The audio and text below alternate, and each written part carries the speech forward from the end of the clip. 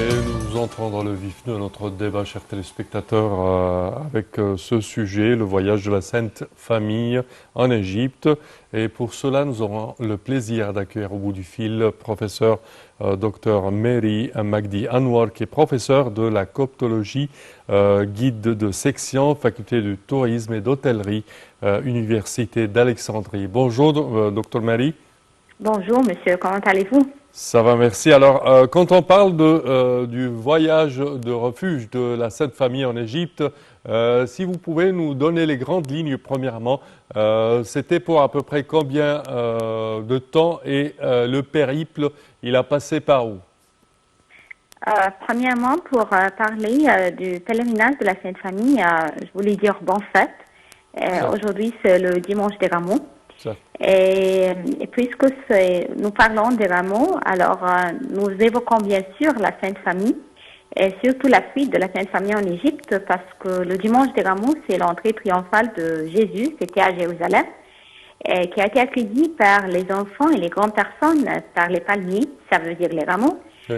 Et les palmiers, c'est en même temps symbole de l'Égypte qui a accueilli Jésus-Christ et la Sainte Vierge Marie durant l'époque romaine. Quand on parle sur le trajet de la Sainte Famille, d'après le manuscrit qui a été découvert en Égypte et qui a été inscrit par la langue copte du dialecte pharaonique et qui a été découvert par l'Université de Cologne en Allemagne par Dr. Gisa Schinkel, la Sainte Famille elle a vécu en Égypte 3 ans et 10 mois, à peu près 3 ans et 10 mois. Et cela a été publié dans la première page de l'Ahram, c'était en l'an 1998. Pour le trajet de la Sainte Famille, quand ils sont venus en Égypte, ils ont commencé par le nord de Sinaï. C'était la première station. Et le premier arrêt, c'était le pays de Rafah. Et puis, ils sont allés vers Sheikh Zouaïd, puis Mohammedia, Flousiyet. Et vers la fin du nord du Sinaï, c'est les Farama. Et elle est stratégiquement située sur la côte méditerranéenne. Dans cette zone, quand le visiteur voit les vestiges des églises et les ruines des monastères, ce sont les églises qui ont été bâties au même endroit et qui a été béni par la Sainte Famille. Puis ils se sont dirigés vers la Basse-Égypte, vers Tal-Basta, dans le gouvernorat de Shar'iyya. Tal-Basta, ils sont rentrés en 24 Bachans, le 1er juin. Et dans cet endroit, on trouve jusqu'à maintenant une église qui s'appelle l'église de la Vierge Marie, Zahabiyya. Cette église, elle était construite à la place de la maison où la Sainte Famille a hébergé. En même temps, cette ville, elle possède un puits qui date de l'époque romaine et qui a été béni par le Christ en mettant sa main de l'eau. Alors, cet endroit, il a été restauré aussi par le ministre de l'archéologie en Égypte. C'était en l'an 2021. Puis, la Sainte Famille, elle a laissé l'endroit de Tel Basta et sont rentrés vers Al-Yubeya, à Mostawat. C'était au cas. Et se sont reposés dans une grotte qui existe jusqu'à aujourd'hui et qui se trouvait dans un temple pharaonique qui datait du temps de Ramsès II. Et jusqu'à maintenant, quand on est dans cet endroit, il y a une église. Et dans cette église, il y a la grotte et il y a aussi le puits qui a jailli par la bénédiction de l'enfant Jésus-Christ. Ils se sont déplacés vers le nord de Belbès et elle abritait avant cela un arbre qui était connu par l'arbre de la Vierge Marie. Elle est restée jusqu'au milieu du 19e siècle, a été coupée et à sa place se trouve aujourd'hui un mémorial situé dans la mosquée de Osman ibn al-Haris al-Ansari. Mais jusqu'à maintenant, il y a une église qui existe dans l'endroit, qui date de 1930 et qui est au nom du martyr de Saint-Georges. Ensuite, la Sainte Famille, elle a traversé le Nil, elle est arrivée à Samanhoud, dans le gouvernorat de Raoubeya. L'église de la Vierge Marie, qui a été construite dans cet endroit, elle abrite, on trouve le puits qui a été utilisé de la Sainte Famille, de profondeur de à peu près 12,5 mètres. Et il y a aussi un granit majeur. On dit que la Vierge Marie elle a utilisé pour faire le pain pour Jésus. Une autre station, c'était dans le gouvernorat de Kafrechir, et c'est l'endroit de Sacha, au Bihaïs. La ville a été nommée par ce nom, c'est-à-dire le pied ou le talon de Jésus, à cause de la pierre qui a été découverte lors des fouilles en 1984 dans cet endroit, sur laquelle le pied du Christ il a été imprimé quand il était enfant. Et vers la fin de la base d'Égypte, dans le désert, ils se sont dirigés vers Wadi Natroun, où il y a de nombreux monastères maintenant qui sont remplis d'ermites. Et dans cet endroit, quand ils sont arrivés, et ils voulaient boire, alors ils n'ont pas trouvé un endroit parce qu'il y avait le lac de la source rouge, et dont l'eau est les plus salée du monde après la mer morte. Mais au milieu de ce lac, il y a une source d'eau douce qui a répondu aux besoins de la Sainte Famille. Et cette source est toujours présente au milieu du lac. C'est un témoin de miracle de Jésus et elle donne l'eau potable.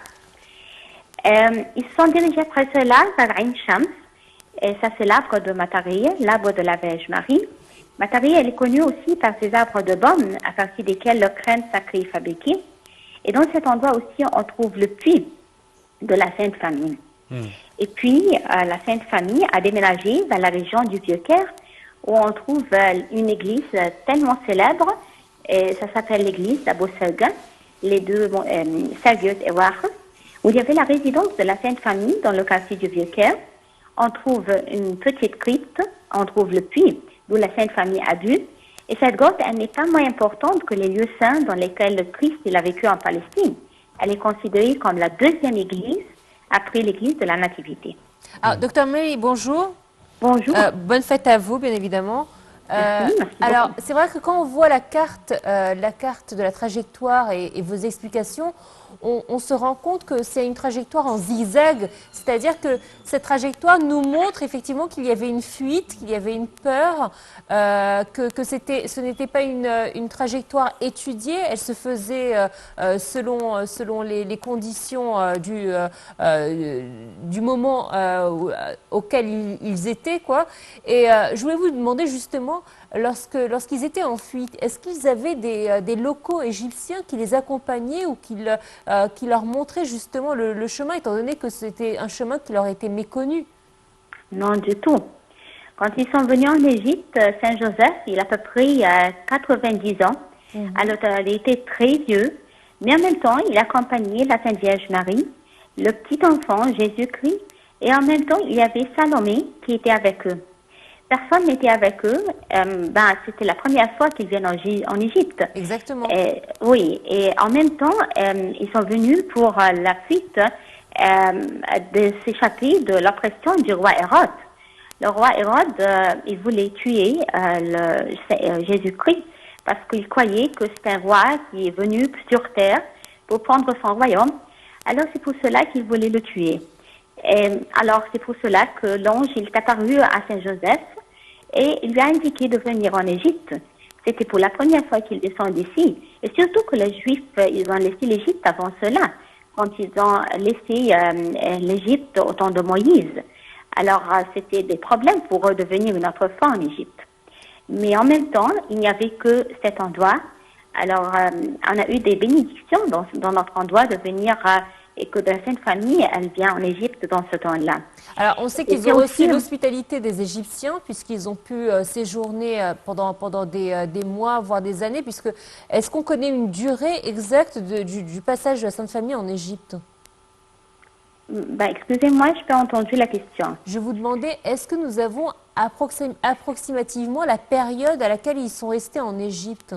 Oui, sûrement, parce que je l'ai déjà dit, quand on a dit que le manuscrit qui a été découvert par l'Université de Cologne en Allemagne, par Dr. Gisa Schinkel, elle a indiqué dans ce manuscrit que la Sainte Famille, elle a vécu en Égypte 3 ans et 10 mois. Alors, et cela, il a été publié dans la première page de l'Ahram, c'était en 1998. Et c'est pour cela qu'on a une indication sur la date. Et c'était aussi du temps de l'époque romaine. C'était au temps de l'empereur Octavien Auguste. C'était le premier empereur romain. Et c'était durant ce temps-là qu'ils sont venus en Égypte. C'était une période tellement difficile. mais quand même, ils ont pu résider en Égypte. Ils ont trouvé beaucoup de problèmes durant ce temps-là parce qu'en rentrant dans différents endroits, les idoles qui étaient dans les endroits, ils ont été démolis. Alors, il y avait des problèmes pour la Sainte Famille durant ce temps-là. Et c'est pour cela qu'ils se sont déplacés dans de différents endroits. Et en même temps de se fuir de l'armée romaine qui sont venus après eux par le roi Hérode et pour aider le roi Hérode de trouver Jésus-Christ. Alors oui, ils ont trouvé beaucoup de problèmes, mais on peut dire que l'enfance de Jésus-Christ, c'était dans cet endroit. Alors nous possédons quelque chose de variable pour nous. Ça c'est le plus important, ça c'est l'un des chemins religieux les plus importants au monde entier. C'est le Christ qui a vécu son enfance, et ses premiers pas qui étaient sur sa terre. Et les pieds du Christ, ils ont touché ce sol-là. Docteur Marie, quand on parle également de nos jours, depuis quelques années, le pape François a béni le trajet du pèlerinage sur les pas de la Sainte Famille pendant leur refuge en Égypte. Est-ce qu'à présent, il y a un trajet de pèlerinage reconnu pour visiter ces endroits et suivre une sorte de pèlerinage pour être sur les traces de la Sainte Famille? Oui, certainement.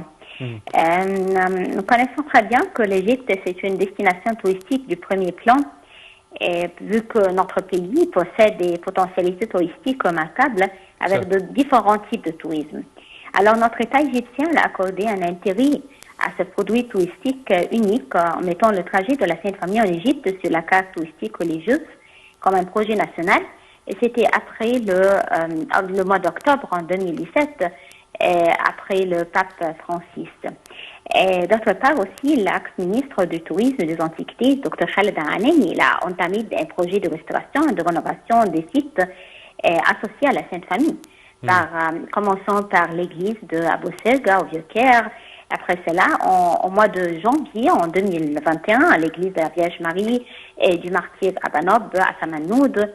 Et en mars 2021, à l'église de la Vierge Marie à Sakha, le puits de la Sainte Famille. Et c'était au 1er juin 2021. Et même notre ministre du Tourisme maintenant, le Dr Ahmed Issa, aussi, il a inauguré le projet de l'arbre de la Vierge Marie à Al-Matari. C'était au mois de septembre en 2021. Alors aussi, nous devons nous rappeler que les festivités associées au voyage de la Sainte Famille en Égypte, ils ont été inscrits en 2022 sur la liste représentative du patrimoine culturel immatériel de l'humanité dans l'UNESCO. Des festivités qui commémorent la fête de la Sainte Famille. On a deux festivités qui sont organisées chaque année pour célébrer l'événement. La première, c'est la fête de l'arrivée de la Sainte Famille. C'est le 24 Bachance, le 1er juin. Et la deuxième, c'est la nativité de la Sainte Vierge Marie, qui est célébrée dans plusieurs villes, notamment à Drank, à Asiout et même au Caire, à Mostorot, entre le mois de mai et entre le mois d'août. Alors, notre pays a beaucoup fait pour la Sainte Famille et jusqu'à maintenant, on doit remercier notre État pour les efforts qui sont déployés pour le développement de ces jours et les stations de la Sainte Famille. Certainement. Professeur Dr Marie Magdi Anouar, vous êtes donc professeur de coptologie, section guide, faculté de tourisme et d'hôtellerie à l'Université d'Alexandrie. Merci à vous d'avoir été des nôtres. Encore bonne fête à vous à l'occasion du dimanche des Rameaux qui précède donc la fête de Pâques copte. Voilà, c'est ainsi donc que prend fin cette édition. Merci de nous avoir suivis. Excellente suite de programme. Merci Samar. Merci Nora, merci chers téléspectateurs et bonne suite de programme.